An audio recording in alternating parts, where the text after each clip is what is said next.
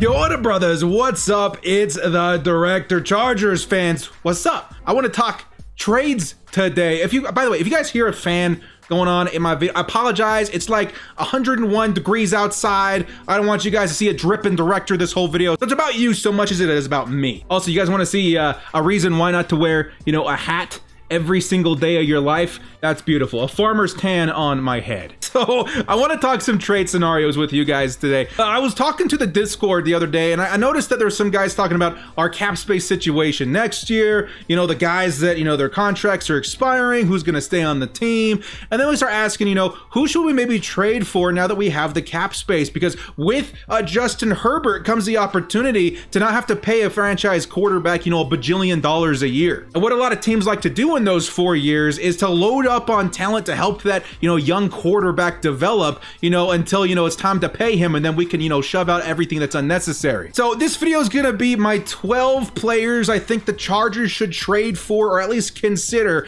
before training camp. And before we get started, guys, hit us up with a like and sub if you do enjoy this Chargers content. The small amount of time you guys take to hit the like, sub, and bell notification helps out a lot. Let's get into this video. So unfortunately, before we start daydreaming about the players that would come to the Chargers, we have to talk about the Chargers that could potentially leave this offseason. And yeah, that sucks. I wish we could re-sign everybody, but plans change, schemes change, and maybe, there's not a place on this roster for every single player anymore. Which also means we can use them as trade bait if we have to. Players I'm talking about, Desmond King's been talked about, being traded, Melvin Ingram, recently Hunter Henry, maybe Mike Williams, Mike Pouncey. The guys that you absolutely have to sign, I think, are Joey Bosa, Keenan Allen, maybe like get an early jump on Derwin James. Other than that, I'm not too sure. I mean, guys, if it were up to me, King is staying, Ingram's staying, definitely Hunter Henry, Mike Williams, Pouncey. But unfortunately, the reality situation, they may not all be on the roster come 2021. That sucks.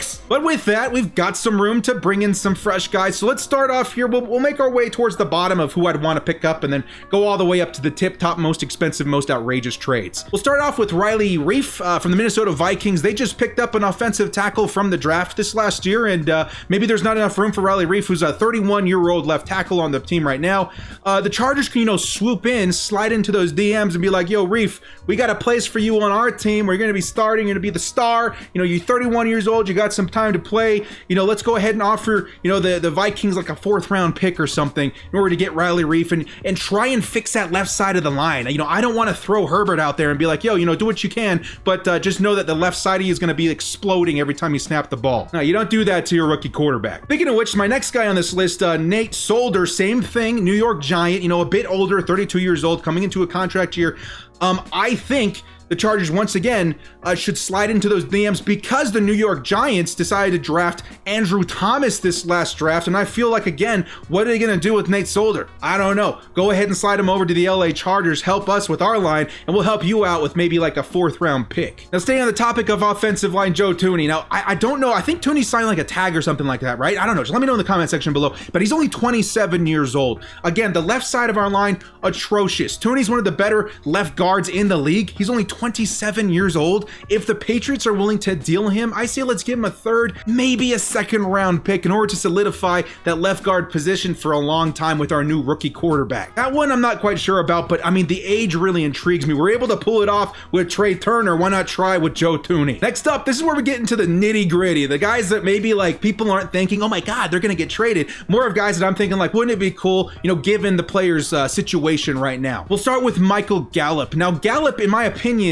he could be a really strong number 2 or even a number 1. And this last draft, the Cowboys went and got CeeDee Lamb, one of the best prospects we've seen in years, as far as wide receivers. That really threatens what Michael Gallup can do with the Dallas Cowboys. Not to mention the Cowboys got other guys, Amari Cooper, they still got to sign Dak Prescott. Is there room for Michael Gallup? I don't know, man. So again, why don't we slide in there with those Dallas Cowboys and be like, bros, we need some wide receivers. You guys maybe need some, draft capital. Go ahead and, throw Gallup our way, and we'll go ahead and give you guys, let's say like a 3rd round pick, maybe even a 2nd round pick. He might be worth it. And then for us, that solves a bunch of questions. We could put Gallup at like, 2, maybe even 1 with Mike Williams opposite, and let's put Keenan Allen in the slot where, in my opinion, That's where he operates the best. All of a sudden, boom, the Chargers wide receiver depth problem, the wide receiver 3 problem, all those problems are actually solved. And the 2 guys that we drafted, they can take their time developing until we need them when maybe we can't re-sign one of these other dudes. I don't know, it seems like a win-win to me. And speaking of wide receiver, another guy I really like is Corey Davis, only 25 years old. You know, it seems like it's the AJ Brown show out there. And I think Davis is what, in a contract year?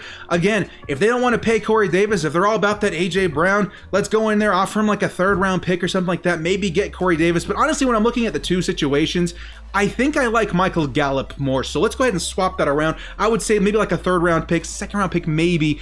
No, I'd say a 3rd round pick for sure for Corey Davis. And Michael Gallup, I would say, be the guy that maybe we go after the most. All right, next up, we got tight end. Now, tight end is a question mark for the Chargers right now because of Hunter Henry, all right? And even then, having 2 tight ends with a new rookie quarterback is never a bad thing, especially 2 tight ends that are reliable. So why not go after one of the Tampa Bay Buccaneers, like 37 good tight ends? I would say let's offer him something, I think, at first, you know, if we're going to the lower end, Cameron Brate. We could probably pick him up for like a late pick, maybe like a 6th or a 5th round pick, because they already got Gronk and they got OJ Howard. Why not give, you know, Tyrod Taylor and Justin Herbert another option to succeed at the tight end position? It seems like it makes a lot of sense to me. But Cameron Brate is 29 years old, and I'm really trying to sign guys that are a bit younger because now we can afford it with Herbert's rookie contract situation. Next up is Yannick Ngakoue. Now, before you guys are like, bro, we don't want Yannick, dude, he's one of the most underrated defensive ends in the league, in my opinion. He's only 25 years old. Honestly, I think we can get him for like a mid-round pick he wants out of the Jacksonville Jaguars. Honestly, I would be comfortable giving up like a 3rd, maybe even a 2nd round pick for Yannick. Or maybe they want a 1st, whatever. Maybe we can throw in another guy like Hunter Henry if we're really unsure about him coming back to the team. But dudes, I really like Yannick Ngakoue. If we're really, you know, certain that Melvin Ingram isn't coming back, I would say Yannick is it's one of those best solutions that we can get right now for somebody that's young and that can take that spot, so we still have a dual tandem threat of, let's say, Yannick and Joey Bosa in the future. I don't know, that's just me forward thinking. Next up, 2 tight ends, okay? 2 more tight ends, I should say. Again, going back to the well of the Buccaneers, infinite tight ends, we could target a guy like OJ Howard, but I know that Bruce Arians really didn't want to get rid of OJ Howard, even when there was rumors about it happening last year. So he may cost like, you know, an early to mid-round pick plus somebody else.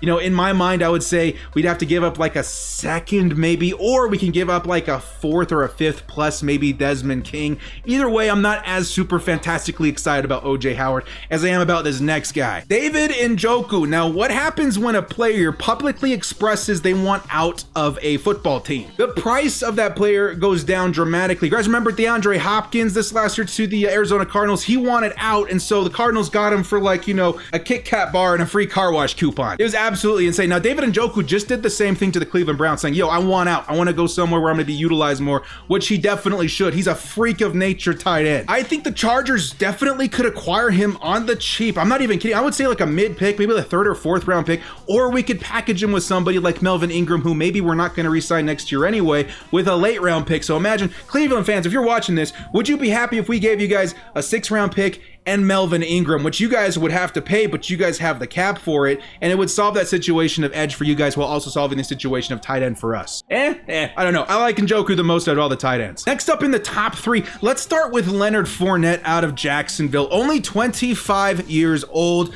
I think the Jags are done, and I think Leonard Fournette is done with the Jags. But a lot of you guys would say, but director, we've got Austin Eckler, we got Justin Jackson, we got, you know, Joshua Kelly. Why would we want, you know, Leonard Fournette? You guys ever hear the phrase, if it ain't broke, don't fix it? That's kind of what we're looking at this year if we were to get like a really big back. And I know Joshua Kelly's a bruiser as well, but if we can get Leonard Fournette for pretty cheap, why not? That tandem of Melvin Gordon and Austin Eckler worked out so well last year. And I want to see Austin Eckler like be one of the best, you know, running backs in the league as for sure next year. I think he could definitely do it. But he operates so well as a complementary back, a receiving threat, you know what I mean? And if we can let him just do that and do that better than everybody else, we can use Leonard Fournette in those situations where we just need a thumper down the middle, and we can let guys like Joshua Kelly continue to develop. So why not have one of the better running back backs in the league that can do that job and complement him with maybe our premier running back this year in Austin Eckler, and we just use Leonard Fournette like a workhorse. I don't know, I like that a lot, and he wouldn't cost us a lot because, again, it's a situation where he wants out and the team wants him out. Let's go ahead and throw him like a 5th round pick, get him on the roster this year. Maybe we resign him next year, maybe we don't, I don't know, but I think honestly it's something that's really possible. It's very realistic that something like that could happen. So I think, I don't know, I would like to see that happen. Bring in Leonard Fournette and tandem him with Austin Eckler and have that same formula. If it ain't broke, don't fix it. You know, dual threat running back with a guy that's great on the ground and a guy that's great through the air. I think that would be great. At number 2 is Chris Jones. And again, a guy who wants out, a guy who automatically took the price down on himself as far as trade bait. If we wanted to get Chris Jones, I think in the past it would have taken a 1st round pick. Honestly, he's one of the best in the league right now. He's coming from a division rival. He would have cost a lot. Now I'm thinking he could cost a 2nd, maybe a 3rd packaged with another guy, but at the same time, he's worth it. If the Chargers are really leaning on their defense this year, why not get one of the best defensive tackles in the league right now in Chris Jones? Imagine this league, guys. We'd have like the best defensive line in football. Melvin Ingram, you know, Chris Jones, Linval Joseph, and Joey Bosa.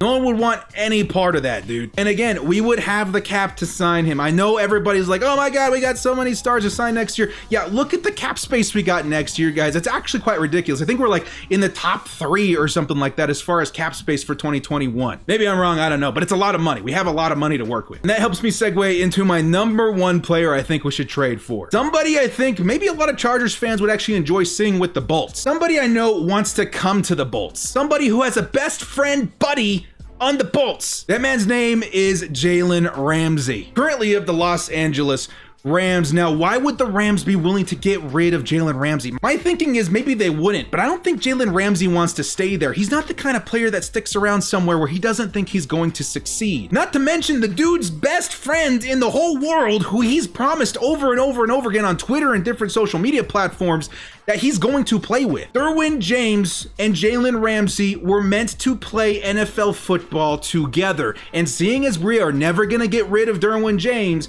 I say let's bring Jalen Ramsey to Los Angeles. The Chargers have so many good defensive backs right now. Shut up. Just kidding. I think it would take a give and take with the Chargers in this situation. I think it would still take an early or mid-round pick. I mean, gosh, we could still give him a 1st and feel good about it. But I'm thinking maybe something like, I don't know, dude, like a 2nd round pick, maybe a 3rd round pick, plus a guy like Desmond King. They would get one of the better slot cornerbacks in football, which we have the best one right now in Chris Harris Jr. anyway.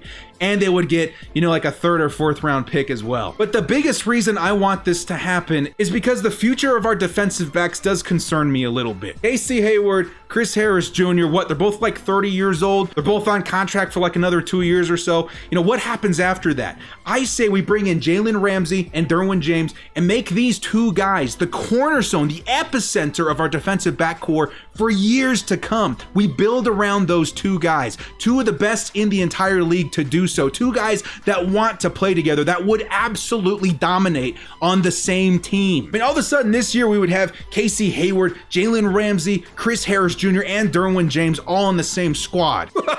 And then after like the decline of Casey Hayward and Chris Harris Jr., we would still have 2 of the best defensive backs in the entire league to build around. We can start drafting guys that complement them. You know, slot cornerbacks aren't as difficult to find as guys on the outside. We could start there, you know. But basically what that trade would do is future-proof the dominance of this defensive back core for years. Anyway, I could go on and on why I want Jalen Ramsey, but those are my top prospects I think we should consider trading for before training camp. What do you guys think, Chargers fans? I mean, all this is pretty much just for fun, so don't get butthurt about it, but are there any guys that maybe I missed on here that you guys think the Chargers should target? These are my top 12. Let me know what your guys' would be as well. Any of these that caught your fancy that you would really like to go after. Well, guys, thank you so much for joining me. Hit us up with a like and sub if you did enjoy this video. We'll see you next time, and as always, bolt up and stay frosty.